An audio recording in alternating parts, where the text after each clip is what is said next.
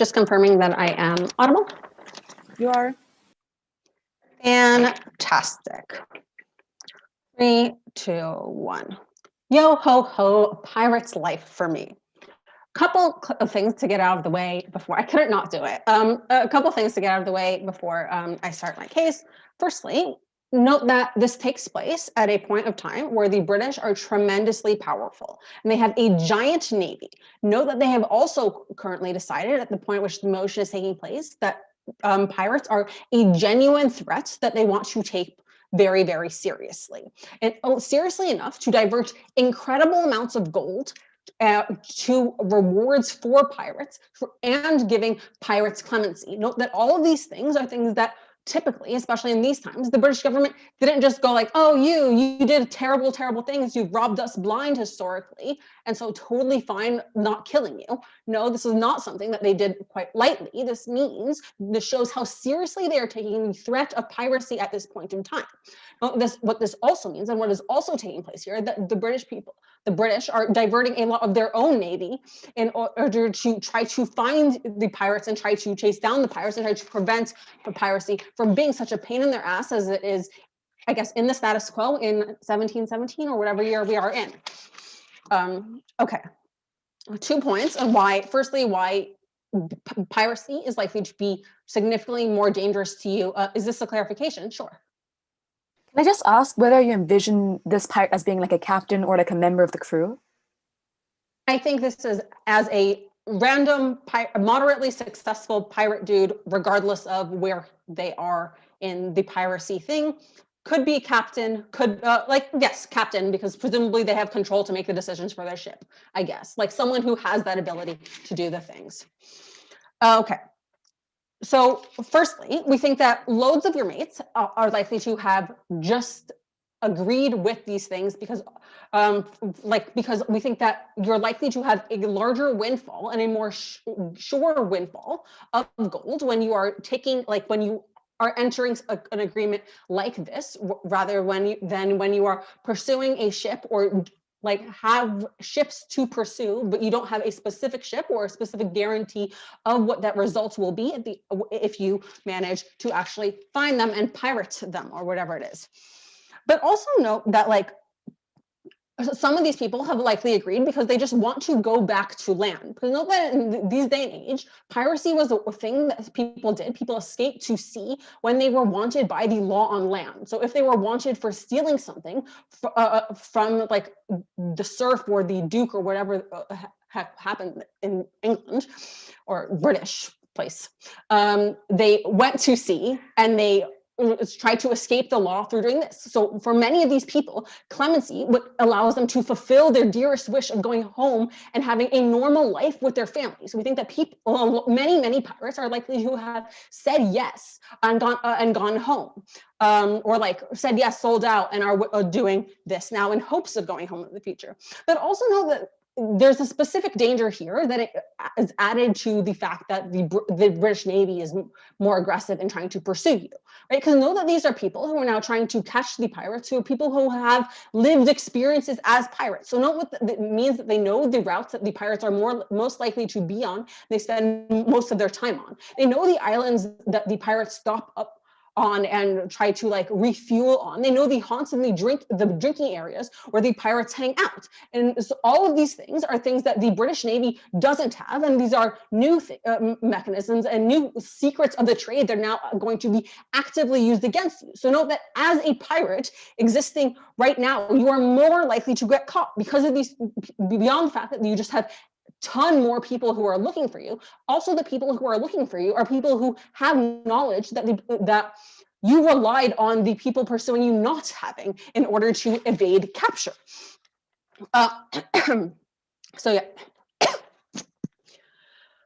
Note that all these reasons why it is even more dangerous to continue pirating are also reasons that you're likely to be successful at hunting other pirates, because you also have the same knowledge, but you know where they are and you know where they go, like who they are and where they go. But also note that at this point, and where this is happening to the pirates that are still pirating, they are desperate, and they also don't, like, because so many of their allies have turned against them.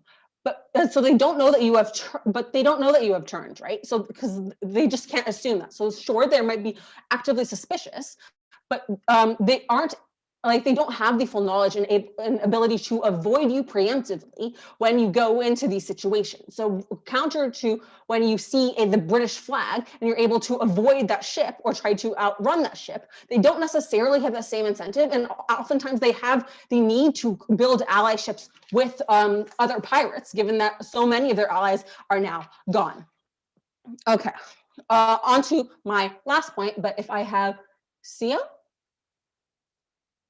No? Okay. Oh, do you have a POI? No? Okay. Okay. Yeah, No POIs.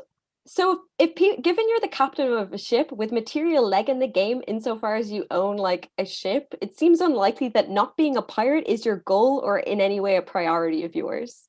I don't think you listened to me when I explained other incentives that our people had to become pirates, which were to evade law and to live. And so, yes, sure, some people owned a pirate ship. You now still have a pirate ship and you still get gold for doing things on that pirate ship. But also when you want to go home, because now that you can go home, you can always sell that pirate ship and make lots of money and be able to retire on land and build a family. And you're not reliant on being able to find that ship at that point of time in order to fuel your whole like pirate ship people. Okay, so lastly on the fact that you can go home and see a family. So note that I kind of hinted to this throughout my speech, but beforehand, and regardless, these people are illegal, right? If they are caught on land, they are sentenced to death.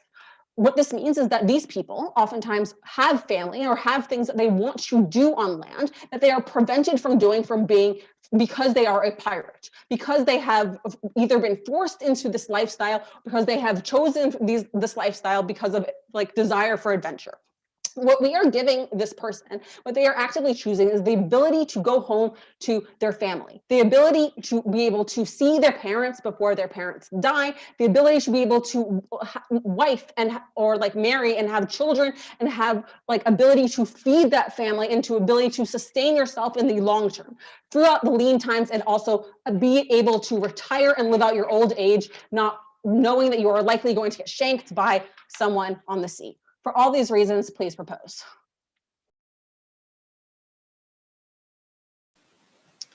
All right, I would like to thank the Prime Minister for their speech. I would like to invite the Leader of Opposition to deliver their speech. Here.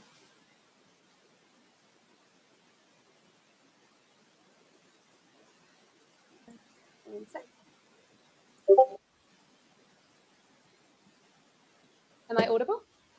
Yes. Great.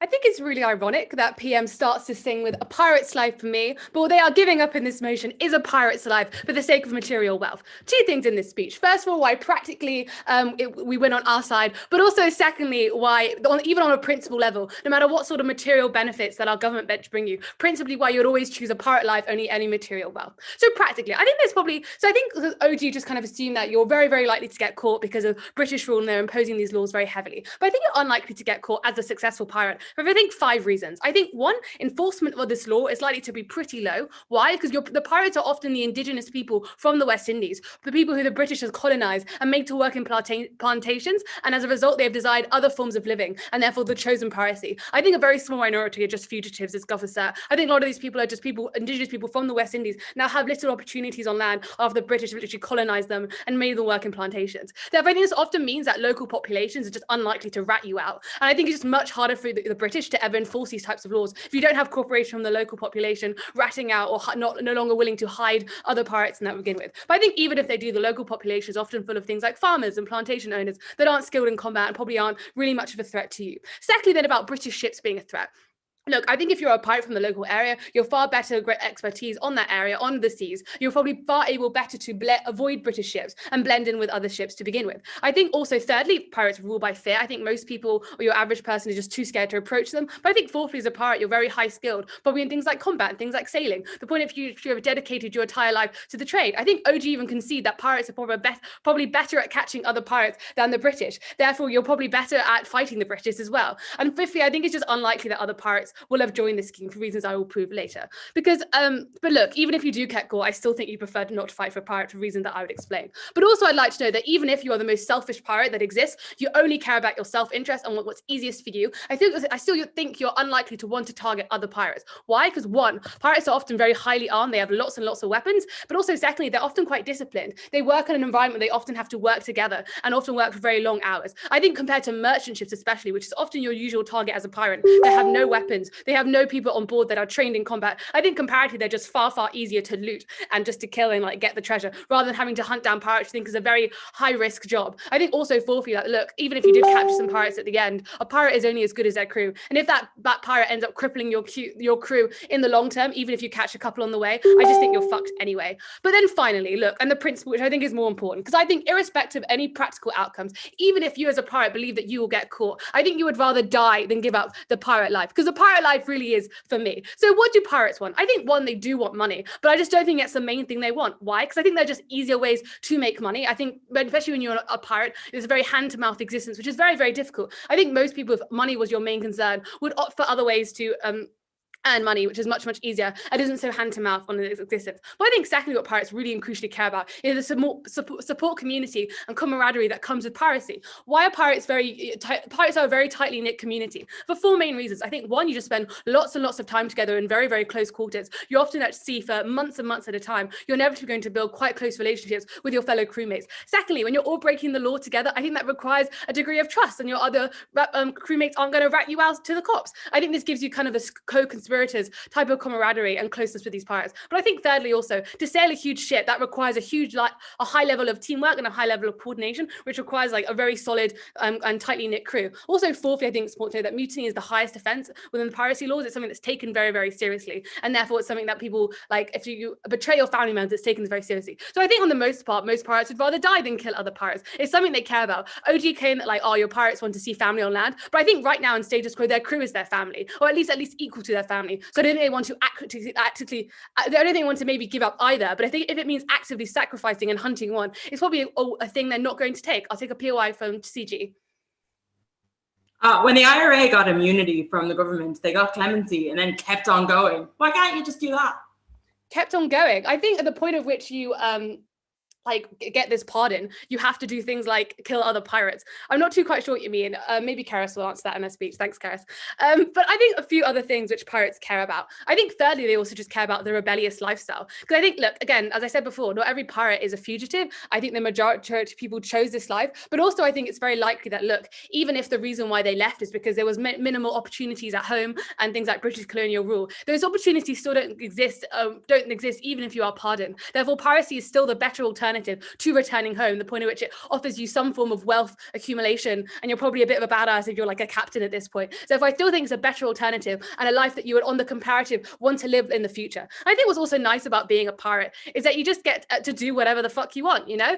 Like you just wake up, you just sail, you just raid some merchant ships, and that's what pirates do. Sorry, this is a girl that watched Pirate of the Caribbean a few times, and that's it. I think this kind of lifestyle is what appeals to most people, and why they choose specifically a piracy route under other, maybe even other forms of fugitive lifestyles, if you do buy OG's framing, but also just like other forms of income or other forms of work that you could otherwise pursue on land or in other like maybe more like lawful ways. I think particularly then you're a pirate, you don't want to take orders from anyone else. You probably dislike things like routine, you probably dislike things like itineraries, and you probably definitely don't want to take orders from a king that tells you how to like live your pirate life and kill other people. I think also you just want to like, you know, get up, drink lots of rum and sing some sea shanties. I think the point at which you do think something like work for a king and work for someone with quite a high degree of authority, I think that's inevitably going to cause a lot of a lot of degree of like routine and restrictions within your life, that just takes away a lot of the joys of just like being a pirate and being a bit rebellious. But I think also fourthly and finally is that I just think as a pirate, you probably especially hate the king and probably do not want to do anything in any form of way that benefits the king. Why? Because I think you're just like, the king is often the one that is responsible for the colonial rule that is in your area. Therefore, if you were an indigenous person to the area, you probably blame the king for the colonial rule that exists and the lack of opportunities that already exist in land. But I think also like secondly, he's often a figure of authority. He's like a monarchist figure as well, like a symbol of unchecked power and unlimited power. I think it's something that pirates uniquely hate as well. The point of which they're quite a rebellious group. They have quite a rebellious spirit. They probably don't like things like monarchs telling them what to do and believing they just have like an illegitimate source of power. I think it's especially important within like the pirate community, where captains are often a very respected, like hierarchical position, something that tend to be voted off through more democratic ways within your crew. I think being able to work for like an illegitimate, unelected head of state, something that is completely against your morals as a pirate, something you'll never want to do in any form of status quo. And I think you just rather live your life as a pirate in the long term, be able to continue being a pirate and just have fun with your mates and raid some ships. So for all these reasons, oppose. Great. I would like to thank the Leader of Opposition for that speech. Now I'd like to invite the Deputy Prime Minister to deliver their speech. Here. All right. Okay, cool. Yeah. All right. So starting in 3, 2, 1. Okay. We think that opening opposition should probably read a little bit more actual history. The depiction and notion of what pirates look like is deeply, deeply false. They were not some, Johnny Depp's like walking around, having a good time, having a laugh, had a pirate code, whatever. No. People who engaged in piracy, seen as the lowest of the lowest villains throughout the land, genuinely, because they randomly attacked innocent merchants and like murdered them in their sleep and stole their stuff, were not the lovey-dovey people that opening opposition want to talk about. They were generally an incredibly cutthroat people who turned on each other frequently suddenly when pirates had a scarce amount of resources and often had to fight each other in order to stay alive. We think that the principal point brought up by opening opposition is completely false. I'm going to go into that a little bit more. And further, what I'm going to do is I'm going to talk about how you just have a much better life in terms of your general lifestyle that you get to live and the friendships that you get to make and the real camaraderie and stability that you gain from doing this. And we think this is something that people will take while still maintaining the adventurous seafaring nature that opening opposition want to claim is the main thing that characterizes pirates. Let's do some rebuttal. First of all, they try and tell us, look, it's very unlikely that you're going to get caught. What? It's just literally the British Navy who won an entire empire of being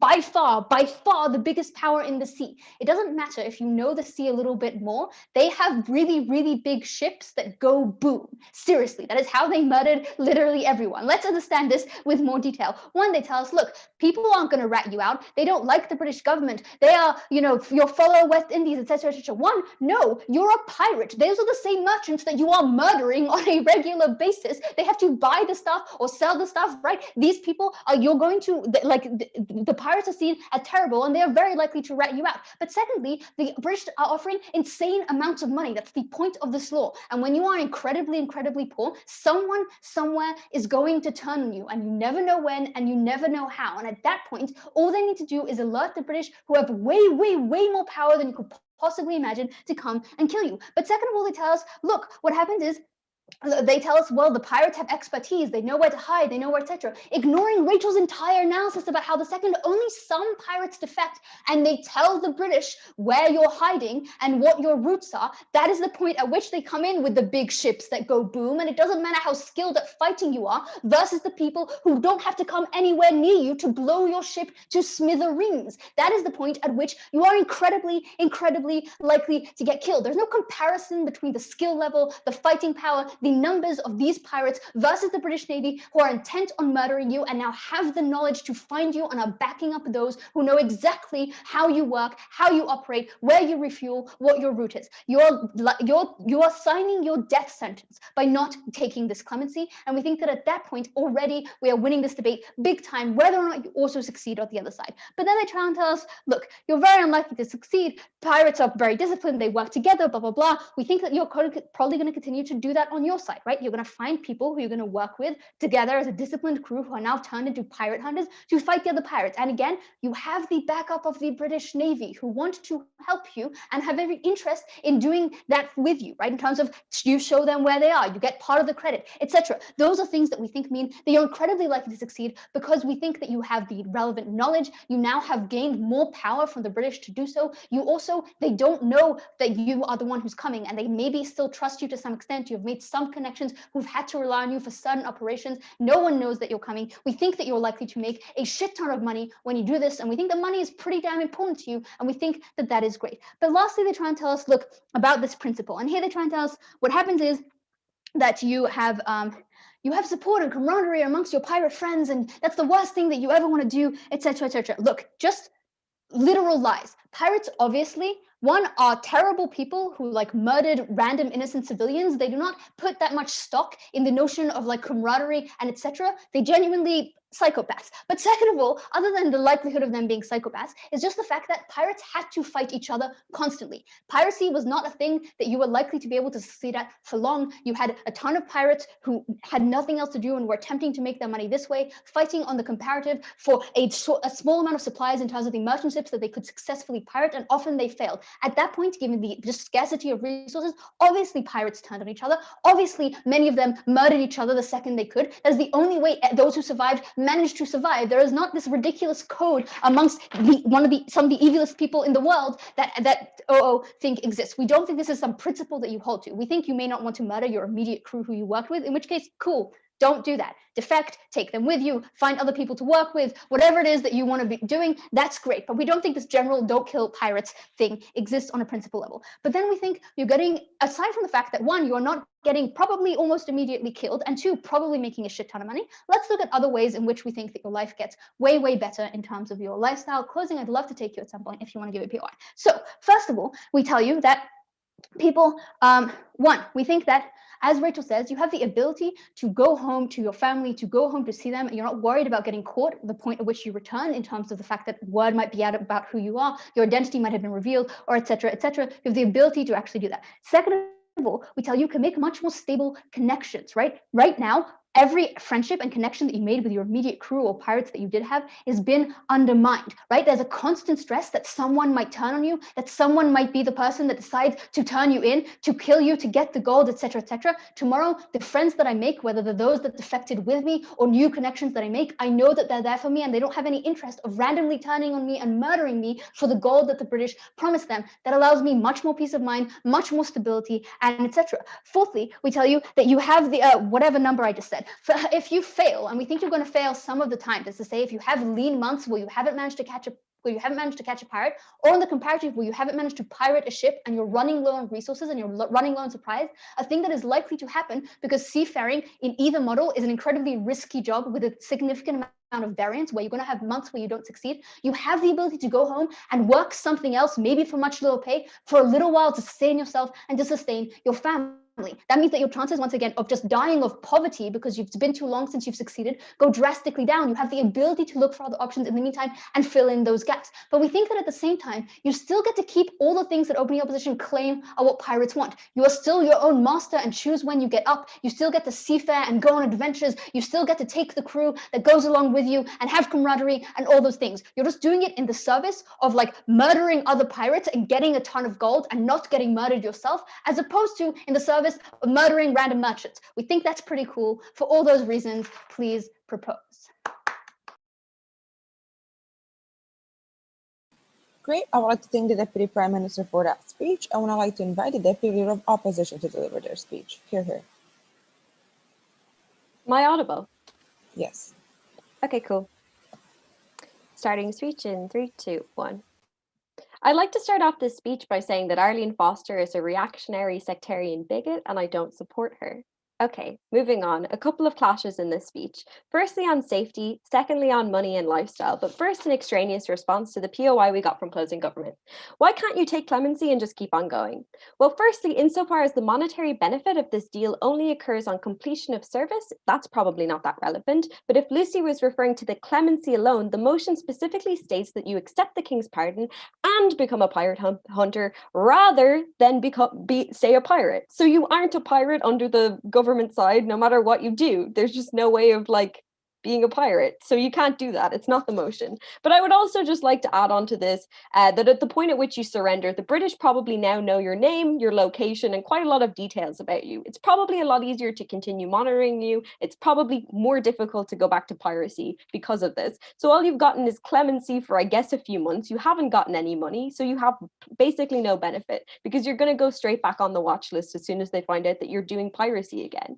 Okay, then just another extraneous response to opening government. So we get this point about what about the people who want to have a wife and like go back to land? I think at the point at which you opt to become a pirate, you've decided that you're willing to abandon all other material pursuits to be a pirate and live this lifestyle. If you had superior other opportunities to make money, you would already be doing that. And if you wanted to toil away as a plantation laborer supporting a wife and children, you would be doing that. Piracy was never the only option for everyone because pirates are a very small portion of the population. Nobody is born into piracy because I'm pretty sure like they don't usually have women on deck or whatever. And no one would survive as a pirate under their social structures, as per George's analysis, if they had some lingering ambivalence or only ended up there through like coercion. Okay, with that being said though, is this truly a safer life if you get clemency from the British? I'm going to give a bit more nuanced of a discussion here than like ships go boom and the British have more guns than you. On one side, you are one actively attempting to evade law enforcement, whereas on the other side, you are seeking out pirate ships to go and kill. So this secondly means that you're also against an adversary that would prefer to try to capture you on our side and try and probably make an example of you. Whereas other pirates probably will just kill you, especially when they find out that you're working for the British. Okay, I think then third, if you're good at avoiding military vessels by like one, you can disguise yourself and have some plausible deniability as maybe a merchant ship, or two, you can probably bribe some soldiers or keen-eyed locals or even some kind of courier to tell you when patrols are happening so you can better avoid them. Or even thirdly, you can bribe captains of ships that you do encounter, noting that there's comparatively less likely to ever be any conflict with anyone who's capable of defending themselves on our side, because you're mostly just going to be like hunting merchant ships that are not very well defended, and you have an extremely low likelihood of actually encountering British law enforcement. I think because on one side you have definite conflict because you're going to be fighting pirates, and on the other side you have uncertain conflict. I think we should probably weigh the danger on Gov side more. But what if you do get engaged in combat on either side? What is worse, fighting the British or fighting these pirates?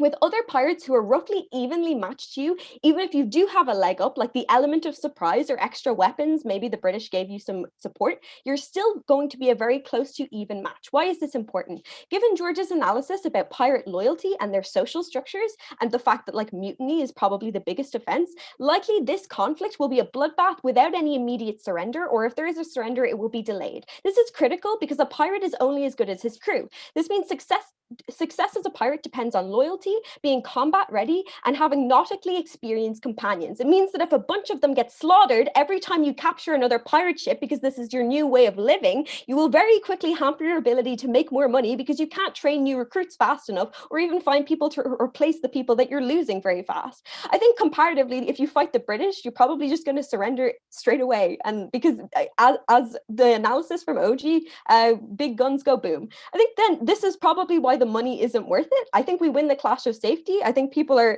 probably more likely to stay alive on our side. Okay, moving on then to why pirates probably principally don't want to surrender. Generally speaking, when they in conflict with other pirates, they've rejected traditional social norms and they've gone the high seas for a life of adventure, fun, cheeky pillaging. You have a moral compass that points to chaos. I think, as Georgia tells you, this lifestyle is based on a unique rejection of authority. So I think pirate life is uniquely appealing to a lot of people, specifically who want this kind of life. But before I move on, I will take closing. How much pirate loyalty is there left when they know there's a shit ton of buffies on the like hunt looking for them? Like, how much are they going to defend each other when they know there's loads of pirates trying to catch them? You're now Buffy, not the IRA, but Yeah, so I think firstly I'd like to point out that at the point at which the number of pirates is quite low, I think even if like a few of them do defect, I think this is probably not going to be a hugely consequential thing, but I also think they're unlikely to want to, as per all of like George's analysis about the fact that they opted into this lifestyle. I think generally speaking then, lastly, I think our principle kind of remains standing. I don't think you have to be Johnny Depp to operate under a pirate moral code or have this kind of moral code appeal to you. Okay, I think pirates care more about pirate life and other pirates than their own material health. Also don't think on our side that this is a death sentence. I think when all of this is true, at the point at which one, there's a pirate code, and two, mutiny is capital punishment, a crew needs some kind of shared moral code to even function as a crew. Because of this, pirates, also noting that pirates are not like terrible monsters, they are humans capable of building friendships and having companions that they care about. I think because this is also probably true, OG claiming that they're evil and they probably just want to return to their family and that they can't have both. I think at this point they've displayed their preference to be a pirate over all else. I think generally speaking, this debate comes down into like a couple of things. The first is that on our side, they have all of the material benefits of killing merchants, taking their stuff, selling it on and making a living. I think all of the pirates have consented into this lifestyle. I actually haven't gotten any analysis from opening government why singular pirates, if they want to leave the crew once they're on land and like the captain agrees and it's not mutiny or something, why they can't just do this if it's something they really want. We're also not told why like you as the pirate captain can't simply retire and pass the ship on to like your first mate and like go and live on land. I think when all of this is true, when you've an established lifestyle that works for you, where everyone has continual consent into living that lifestyle, when the alternative probably isn't going to make you much money, it's probably going to get a bunch of your crew killed. I think when all of this is true, there's just no reason to accept the deal. Proud to oppose.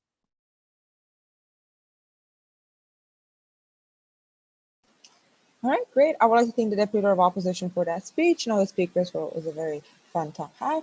Now let's move on to the bottom half, starting with the Member of Government.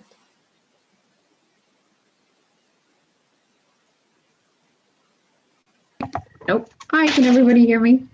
Yes. Cool, just give me one sec.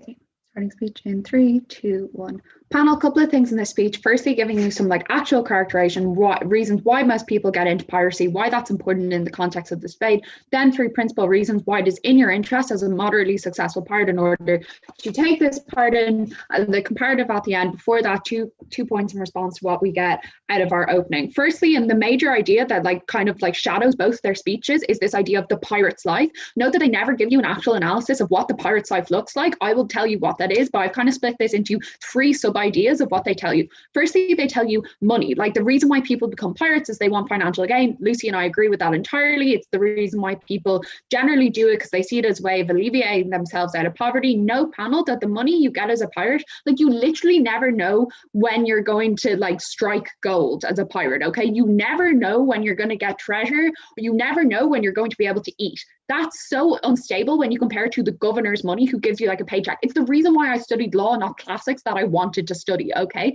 Like that's the reason why people are likely to go do it, because it's more stable, so they don't win on the idea of money because that's better on our side of the house. Secondly, they tell you like a pirate's life looks like a tight-knit community, closeness with your co-conspirators, because I know you murdered a village of women together or something.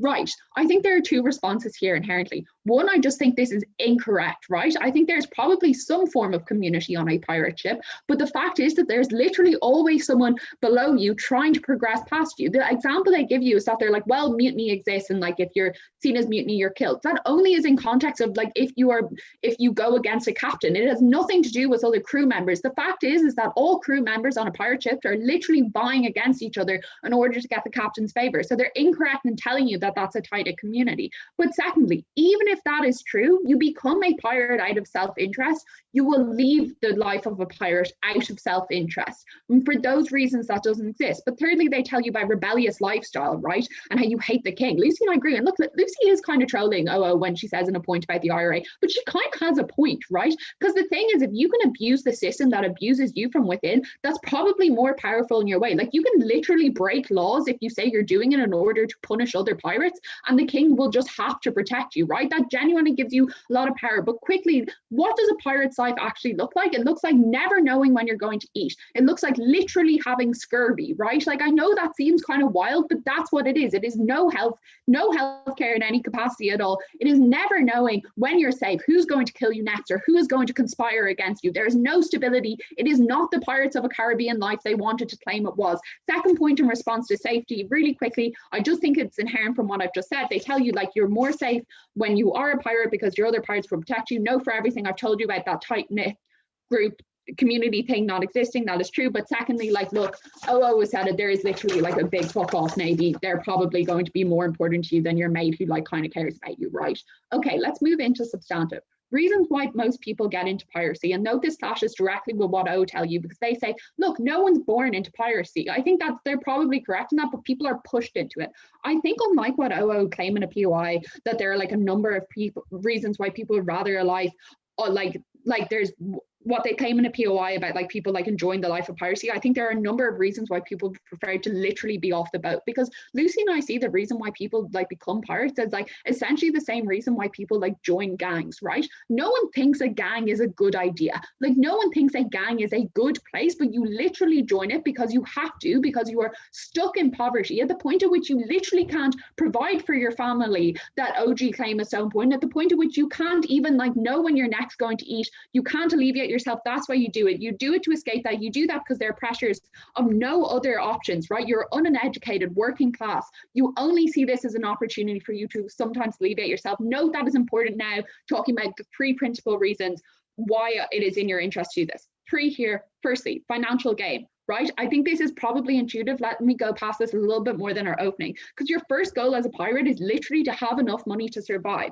Compare that with like a governor literally promising you money in order to carry out this task, literally giving you stability. Now you have that plus the king's protection. Like, note that a pirate's life is like literally always trying to avoid the noose of like the British Navy, right? That's your entire life. You have more stability on our side of the house that is in their interest. But moreover than money and protection, you also have an opportunity to like progress within that system, okay? An opportunity you don't really get that much on a pirate ship, okay? Maybe one day you get to be captain, but you're still literally, your life is at risk at all the time. Well, at least now when you're working for the governor, like at best, maybe you get like a cushy governor job, but like at minimum, you get a nice house, or as Lucy pointed out, like a nice boathouse. Like, that's literally it. That's always more of a benefit than any gain you get on that ship. But second point and principal reason why you would do this and take this risk is because of increased stability.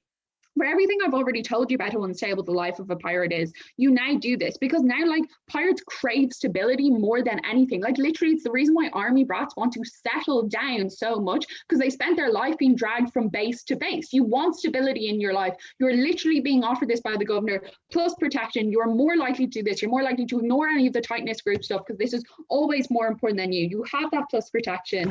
And finally, third reason, you have no duty to other pirates. Before I do that, I'll engage with opening. Yeah, so if you're being paid based on the bounty set out on the pirates you defeat, this is no more stable a lifestyle than attacking merchant ships. It's still based on the chance of encountering them. The only difference is higher risk. The factor of poverty is symmetric. Karis, look, the difference is here is that you literally have protection for doing this. In the same way, maybe that is not as stable as a 9 to 5. At least you now have naval protection when you're doing it. I'm not going to waste any more time on that, right?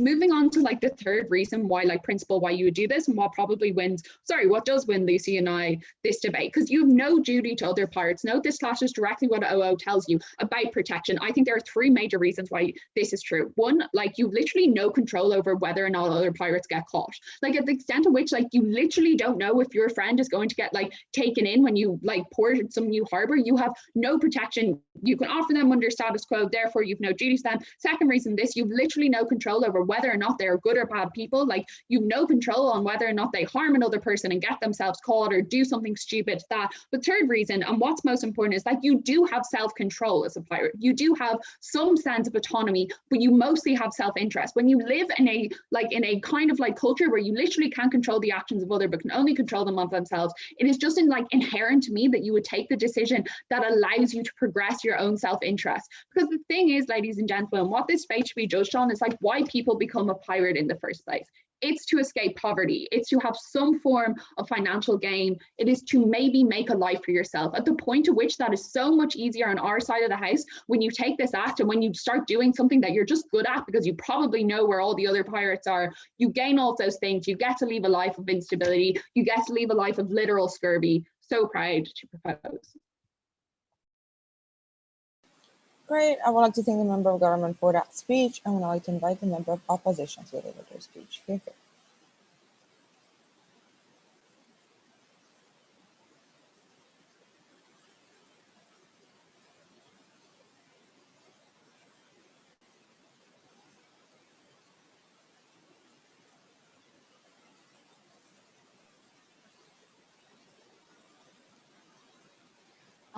I'd rather people just give me POIs by raising their hands and saying it, because I don't really check the chat, or just by unmuting and saying POI.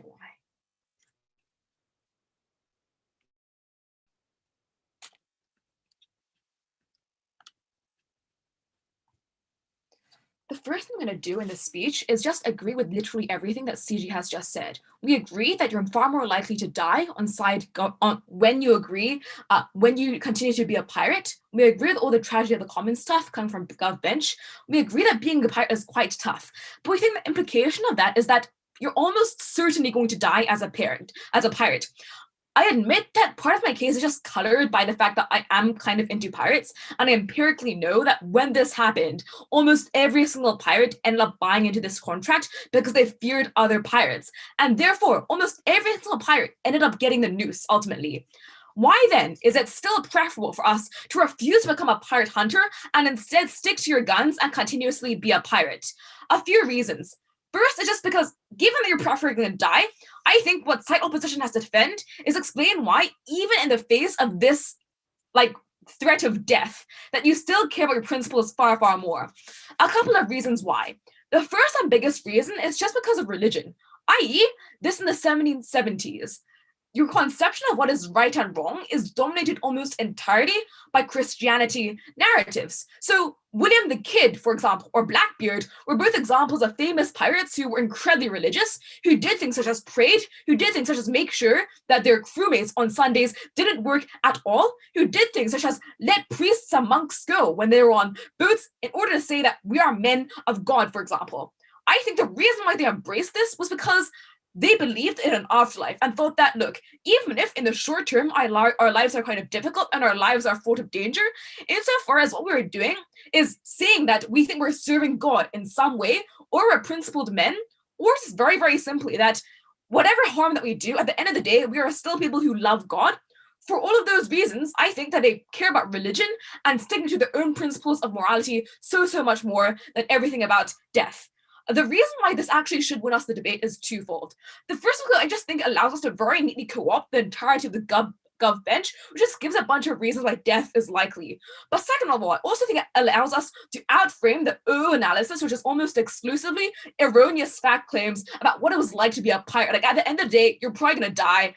They tell us a bunch of stuff about, why the pirate's life is nice, or things such as, why is it that betraying your crewmates is kind of undesirable, but they never tell us why any of these benefits are so important that you're willing to forego life for it. Because in the generally speaking, your connection to your fellow crewmates, or things such as your comfort or your wealth, all of these rely on being alive in the first place.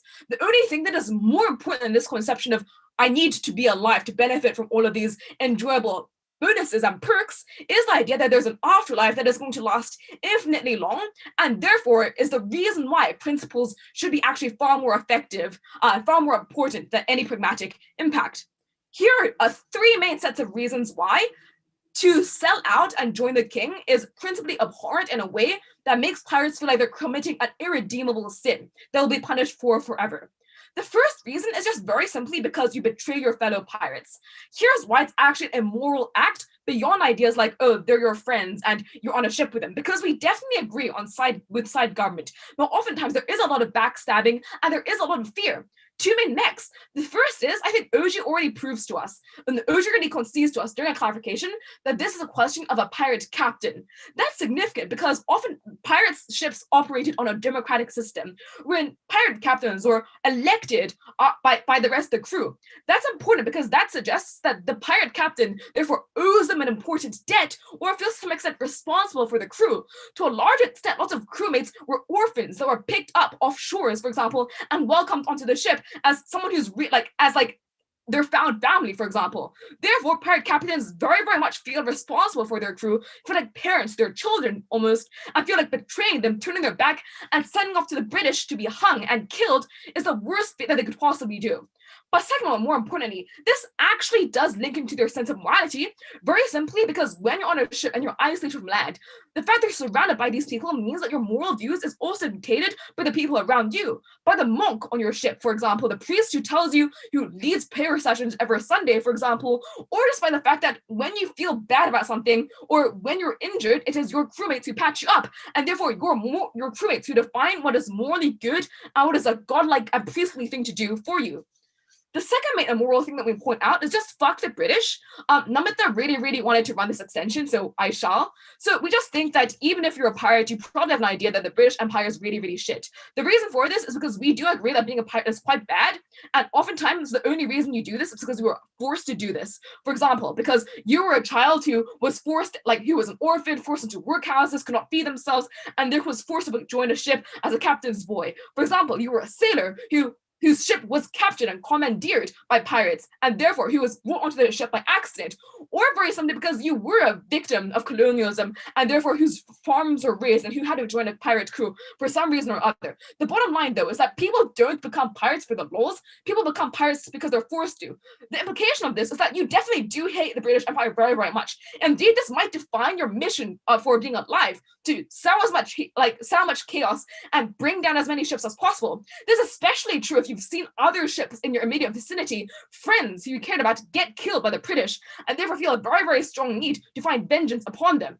I think, therefore, for you to betray them is something that's really, really sinful for you. I'll take CG. Yeah, fuck the British. Take their money, have a nice life, buy more rum. Even if you don't go to heaven, you're probably going to go to hell anyway. Have a nice life. Wait, aren't you the side that supports being a pirate hunter?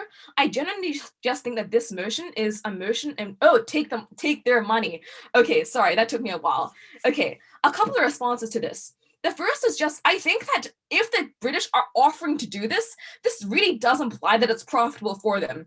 The reason for this is just because the British Navy is very powerful, yes, but it's also spread very, very thin. The West Indies is very, very far away from the British Channel, right, which is where the most of the Navy is. But moreover, this is the 1700s. That means that you're literally fighting the Spanish Armada right now. That's why they're trying to gain control over these crucial colonial straits by paying off pirates as opposed to sending their own boats. The British need you, and for you to become complicit and snatch up other pirates is something that's going to help them more than it hurts them. For those reasons, I think it's actively immoral for you to join the British, and it's going to make you feel like you're turning your back on everything their whole life has been building to. I think for those reasons, these are the sins that define what is moral to a pirate. I think that is what they'll feel condemns them to a lifetime in hell, never been prouder to oppose. Great, I would like to thank the member of opposition for that speech, and I would like to invite the government whip to deliver their speech. Hear, hear.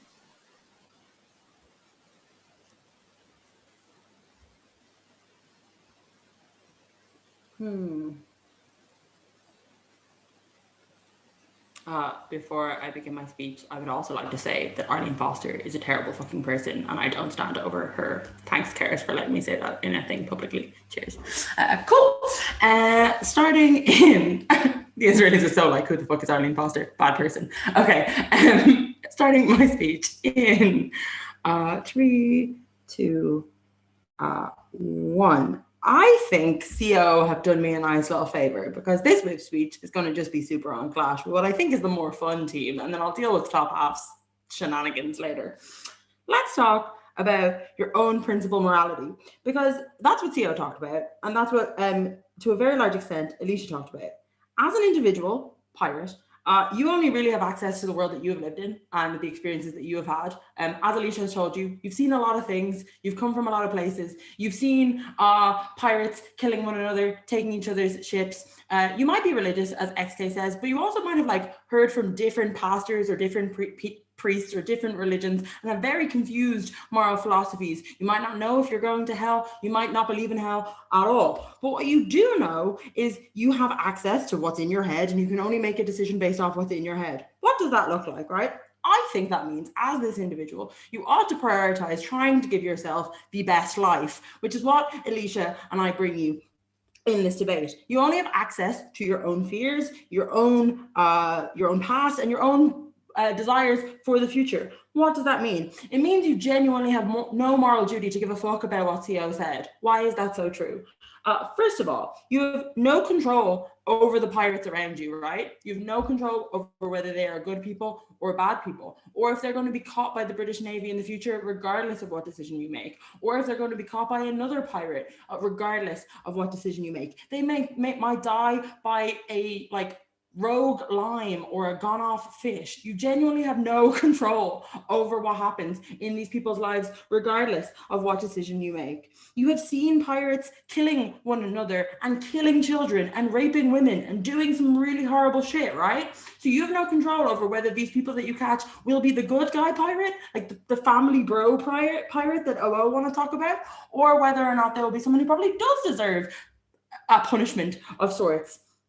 You don't know the moral significance of your actions. Why don't you know? Which is what CO contend.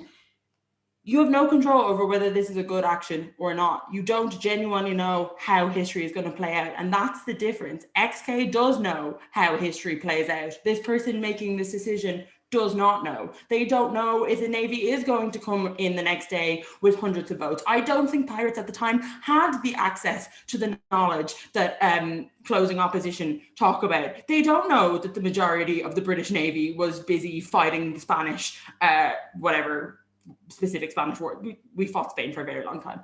And they don't know where those boats are or if they're coming. They don't know that there's going to be a successful Disney franchise, which completely ruins what people's conception of pirate life is in the future and makes OO think that it was good crack, right? Like, I think that this person doesn't have access to all the information that all other teams have talked about. Some of the information OG talks about, so that I'm not knifing them or anything, but definitely none of the opposition information. Why is this really, really important and not just a rant, right?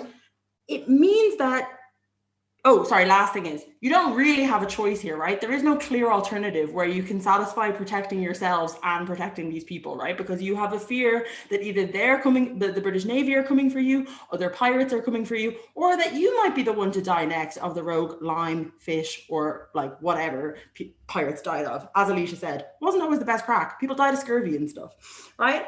What does that mean? It means that if you have none of this information, what you ought to do is prioritize the information that you do have, i.e. that you want to stay alive, that you want to live a nice life, and that you want to try and live the best form of life that you can do. If you have no access to the reality of all these other pirates, you ought to weigh in favor of yourself. I think the cool kids call this epistemic access to information about the world, Alia. I might have butchered it, but I think I am the person that tried to engage in your favorite point, Alia. So at least give me some credit for that.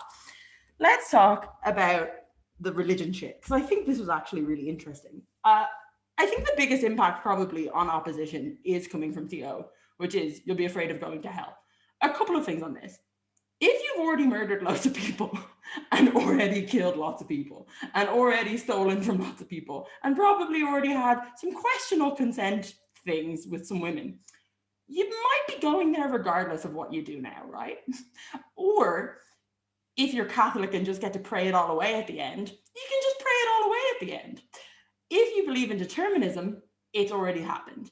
If you believe in Judaism, you can probably do something. They probably weren't a Jewish pirate, to be fair. Let's ignore that, right? I think you were probably actually the merchant they were stealing from.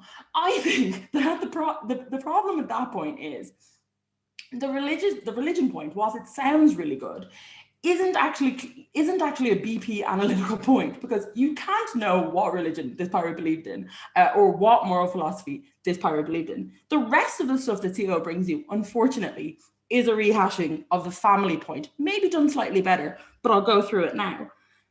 I'll bench rest on this idea of there's a pirate code or a pirate family and that they'll all come in for each other. Two things. One, very often historically turned on each other. Very often the way you got a pirate ship was by killing and stealing another pirate to take their ship. So I'm unsure how good a family it was. At best, it's a very fucked up family. But secondly, actually, XK, if you have something, go for it. Yeah. Surely that if you're surrounded by death and you're desensitized to it, you know that it's coming for you. Therefore, what you do care about is doing things which you've been socialized to think is moral, i.e. doing things that other pirates around you are doing. Okay, cool. I've explained why you're probably most likely to try and weigh up the moral framework that's around you based off your own experiences in your own life. I do have a few more moral bits that I'll throw in my last 30 seconds. Last thing on this family thing. You have no family principal obligation to a family you did not consent into and were forced to be a part of, either through poverty or through some older, angrier pirate stealing you as a child and making you their pirate, orphan, slave, or you holding a gun to you and making you work for them, right? I don't understand why, other than the fact that they liked the fact that like Orlando Bloom and Johnny Depp were mates, that OO has a case there. Last things. If it's like this democratic captain elected person and there's a pirate code, if that's true and you want to be that nice captain, one, just don't kill your own people, right? There's lots of other pirates you can go after. Two, give them a pirate's death rather than them dying at the hands of the British. Give them an honorable sea death, which is far, far better and lives up to the pirate's code far, far more than letting the British catch them. Finally, I agree with CO. Fuck the British, take their money, kill a couple of pirates, and then retire on some rum because you have clemency. Enjoy your life, sis. Bye. Great. I would like to thank the government whip for their fine speech, and now I would like to invite the opposition whip to wrap up the debate. Here. Can it be heard? Sorry, could you repeat that? I don't think I could hear it. Can you hear me? I can Sorry, hear it now. It's good. 2 a.m. I'm dying. Okay. Whoever wants to ask me a POI, although I don't know why you will after our case, just put it on the chat. And I will start in 3, 2, 1, and begin. Panel, I'm just going to begin with this. For the second consecutive week, I've ended up in a final without a closing opposition case. So I'm just going to begin with like a pirate joke because I need to waste time and fill 7 minutes. How do you make a pirate angry? You take the pay out of him, right? I did. I'm angry at the fact that the entirety of Gov Bench, except Lucy's last 30 seconds, seems to think that the British are good, or seems to think that being alive in like the British idea, in like the British society, or I don't know, however you're going to interact with that freaking Sir George, which is like the worst name on earth anyway, was going to be good. 2 things that XK gets to you in extension, and why is it important, although I don't know if I believe that it's important, but it's going to clash with CG anyway, who have probably won this debate. Okay, a couple of things here. Firstly, on religious morality, I just have a couple of responses towards what we have heard from closing government. I think the first thing that we hear from closing government in response to XK's material is to say, look, there might have been different instances of religion, which means you can't purely pinpoint the extent to which religious doctrination or religious whatever exists. I think that is untrue for 2 reasons. One, I just think that time was just overwhelmingly Catholic, which means the people that you're likely to have interacted with were going to be Catholic. But even if you ignore all of that analysis, I just think you do not go, or you do not think you go to heaven or hell based on what other people tell you. You think you go to heaven or hell based on your perception of that religion and your own morality. So if in fact Lucy thinks that just because you've murdered someone, or just because you've, I don't know, like pillaged a village means that you're going to hell, regardless of whether or not it is true, the perception is that you are not, because you're abiding by your moral code. And the counterfactual to that is you give up that code, and I don't know, you kiss the British's boot, which is just bad in general. But secondly, on that, but like I just think secondly, it's just unclear to me why death is something that's going to be something that people care about in terms of self-preservation, just for a couple of reasons. I can see your POI, Lucy. Can you like make a pirate joke or something in a POI and ask me? Go. Yeah.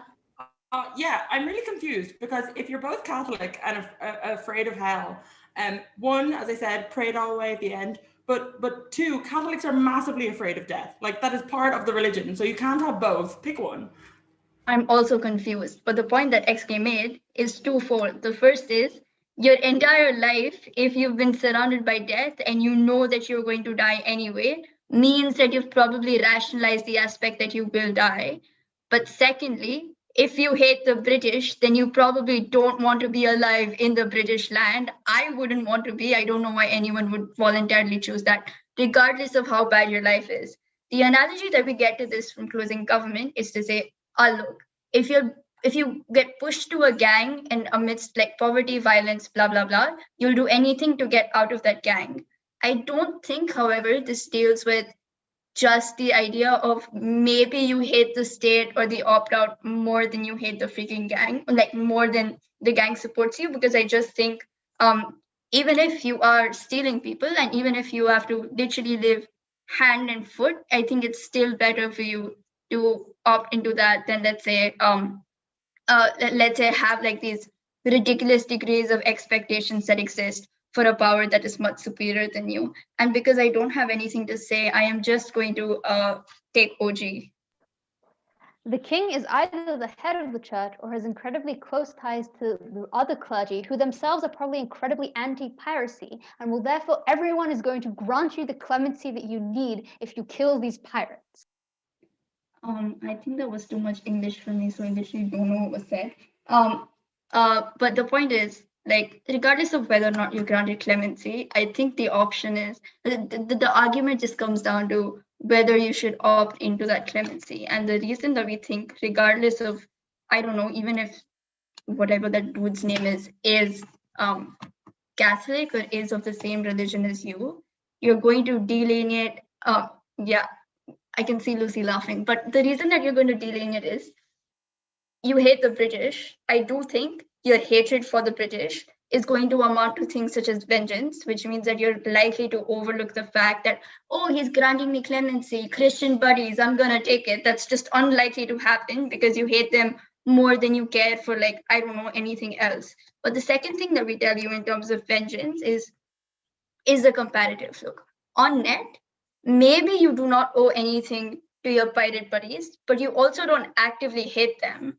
The comparative over here is that you actively hate the British and therefore want to do anything and everything in your power to make sure that they don't get even the smallest chance of having that, even the smallest chance of getting whatever they want within society. To the extent where that is true, and to the extent where closing government just comes and says, look, I'm gonna like kill a few pirates, I'm gonna get that gold and settle. It's not the best way to say fuck you to the British Empire for a couple of reasons. First, you still have to kiss Sir George's boot, right? Like, in order for you to get that gold in the future, you still have to accept the fact that you're doing something for him. I just think anyone that even considers doing so would probably, like, I don't know, they wouldn't want to consider doing so, and would probably just prefer to die, because I know I would prefer to die if I was asked to kiss like some British dude's foot. Regardless of that, why do we think this?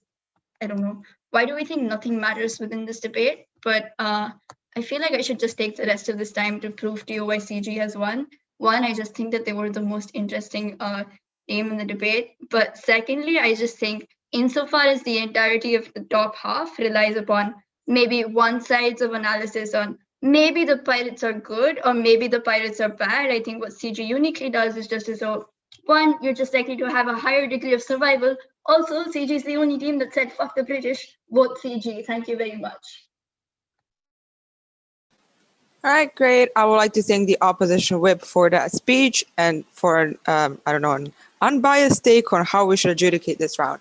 But I I think it can go without saying that you should probably remove my speech from the recording.